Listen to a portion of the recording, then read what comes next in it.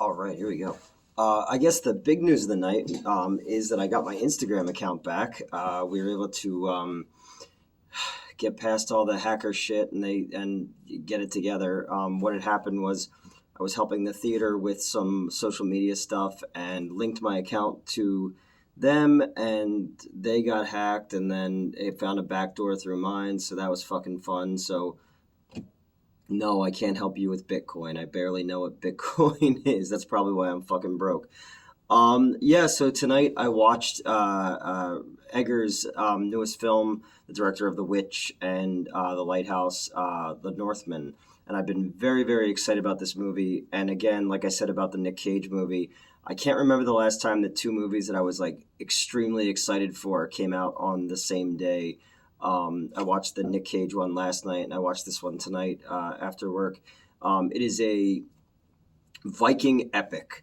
Um, Visually, it's just fucking tactile. Like you can feel it, you know. Eggers, I loved his first movie. I love The Witch. I thought it was incredible. Um, More people tend to like The Lighthouse. My experience with The Lighthouse was I liked it a lot, but the theater that I saw it at and the people who I saw it with kind of fucked up that experience for me because I think a lot of people who were in there didn't quite know what it was supposed to be, and there was just was not a positive experience. So I kind of had a negative connotation in my head of that movie at first. Going back and watching it, more than once, it's fantastic. Um, this is this is two movies basically. It's the story, on surface level, it shares a lot with John Milius's and Oliver Stone's script for Conan the Barbarian. There's even some scenes which are taken directly from Conan, but there's also a lot of like Hamlet in it as well. So the first half of this movie is about a king played by fucking Ethan Hawke, who's on a major comeback streak. He's on Moon Knight now, and he returns to his kingdom, to his young son, to his wife, played by Nicole Kidman, and they conquered. And he hasn't seen his son in a long time, and he's cut badly from war. And he takes his son down to the statue of Odin, and the jester, the fool, is played by Willem Dafoe, and he tells them that they are they're dogs, and they eat like dogs out of the dish. They're growling on each other, and they start to trip on the stuff that they're eating. And he's like, prove that you're a man, and the king belches and the kid farts, and then all of a sudden they go into this psychotropic fucking cool ass scene. It's super trippy and very Dave Gibbons, the Saga of Swamp Thing style, where the son reaches into the father's wound and it moves up to his heart inside and glows, and you see the tree of life, or the tree of kings, and all these bodies hang from it of their ancestors. And it's this really cool visual fucking masterwork. Again, like I said, it's you could almost reach out and touch the flames in this episode, in this movie, and the fog feels so thick and just it has this dreamlike quality to the entire thing. They step back outside in the morning, and the sun is catching snowflakes on his tongue when the king's brother arrives and murders the king and takes the kingdom for himself. And the boy makes a run for it, and then he's kind of like raised with the Vikings from that point, and he becomes the fucking Skarsgård dude from True Blood. So he's committed to, I will avenge you, father. I will save you, mother. I will kill you. Formir, I believe, is the guy who killed his the brother of the king. And it becomes his mantra. And it becomes, everything in this movie is like a ritual. The music fucking booming, the bass, because we just redid the sound system in theater number 8 and theater number 6 in our new projectors, and the sound design of this movie is absolutely incredible.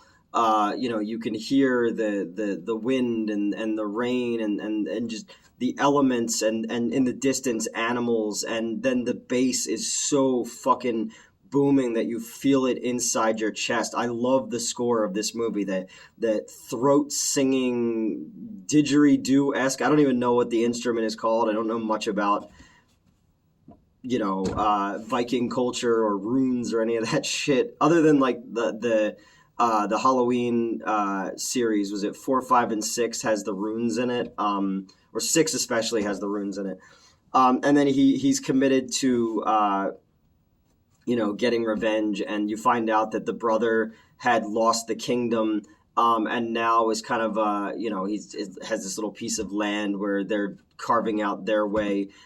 So he allows himself to be taken as a slave so that he could get closer to his revenge. And along the way, he meets Anna Taylor-Joy, who's also incredible in this.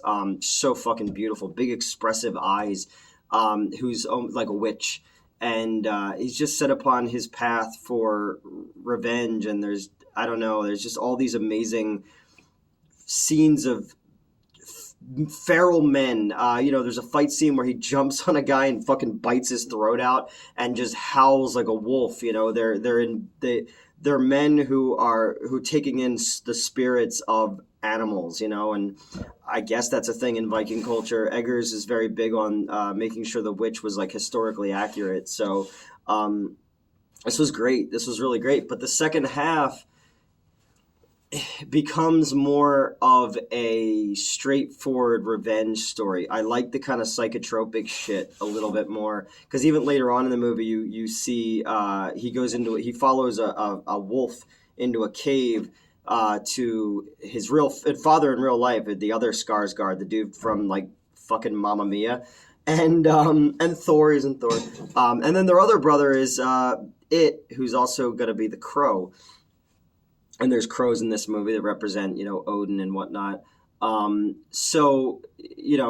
he has he's like a shaman, and he has the head of Willem Dafoe, because the king, after he killed, the main character's father, he cut off the jester's head and cut off his ears and cut out his tongue and all this kind of stuff. So the shaman kept it, and he uses it to conjure up his ghost to give our main character the information about this blade that he needs in order to take his revenge, because he's moved away from his destiny, and it's big on you have a destiny and you've navigated away from it and you need to get back to your destiny, and it's Bjork who tells him this, and of course Bjork would be in this movie. And just all the shit with the sword is just like really fucking metal. I was watching it with some friends of mine who are like hardcore like metal people, and they were just like, "Oh shit, that was fucking dope. That was metal." The blade can only be unsheathed under moonlight, and he goes into this cave, and there's this zombie knight that he has to fight, and it sort of reminds me again, like in Conan, because again, even when his father gets killed in the end of the first act of this movie, it reminds me a lot of when Thulsa Doom came and killed Conan's mother and father. And I love, in Conan, I fucking love the scene where he's holding his mother's hand, and he lets go and he looks at his hand as his mother's head falls, and it's just fucking beautiful. I love that movie. So Conan might be one of like maybe in my top 5 favorite movies of all time. I did a review of it with my friends at Farpoint Toys. The movie's 2 hours long. We talked for 4 hours because Justin, Penelope, and I are all massive fans of Conan, and we talked about that quite a bit. And then later on, when he gets the sword, it reminds me a lot of when Conan falls into the cave with the Atlantean, and it's just funny because Aquaman's mom is Nicole Kidman, who's in this movie. What is it with her having like sons in movies that are just massive, beautiful, muscular men, So he has to fight this creature, and it's all in his head. It's all this psychedelics where he's fighting this this giant zombie thing and he beheads it, and then it goes to he wakes back up and he's just takes the sword and the body crumbles, and it's just this really cool, visual. And yeah, he and Anna Taylor Joy go about convincing the kingdom that there is a dark spirit out there that's seeking revenge. And our main character cuts up the best friends and guards of the king's son, but he's gotten their trust because he saves the king's son during a game that's sort of like Viking rugby, I guess, and then like headbutts a dude to death. But the second half becomes a lot more, a lot more exposition and a lot more straightforward revenge. Even when he feeds all of the dudes psychotropics and they start killing themselves and each other to make them think that there's a curse, it doesn't have the same feeling as the first half of this movie. And I guess my only other really complaint is how I expected a lot more nudity and gore from this, just from how the trailers made it seem, but it's very muted. I almost feel like it's neutered in some parts when it comes to that, because there's only, not that I need the nudity or anything like that, but when you think of a Viking movie, and they're sacking villages, you expect, like, I don't need rape, I don't want that at all, but like you expect more of, like, I don't know, I'm thinking about like the Deathstalker movies and shit like that, where there's more, nudity and more gore and all that. And there is gore in this, but it feels very understated, and I'm assuming that's the director's vision for this, and he's a genius and I'm not, so I'm not going to say anything about it. It just felt like the two halves were very tonally inconsistent, but then you get to fucking Nicole Kidman when you find out that his entire path was a lie, and her performance in the scene where he's hiding in her chambers is a fucking masterwork. And I'm just like, God damn, I forgot how fucking good Nicole Kidman can be. Like, she's great in this. And she still looks amazing, but her scene right there is just fucking, it's a kick in the taint, man. And it sets forth the end of this movie where, it's very, Return of the King meets Revenge of the Sith, where they're fighting inside a volcano completely nude. At one point I did say in the theater, I said I have the high ground, and my buddy who's a big Star Wars fan laughed. Also because earlier in the movie, the guy who kills Ethan Hawke, it looks like he's wearing Chewbacca. Like his pelt, I was like, oh, I guess they sacked Kashyyyk before they got here, But the ending, that fight scene is really fucking cool, and it's the only digital effects, it seems, that there's other digital, like animals and stuff like that, but it's the only like set that was digital. Everything is very realistic, very raw, and that's what makes the psychedelic scenes and the vision scenes that much more trippy, because they are very elemental as well.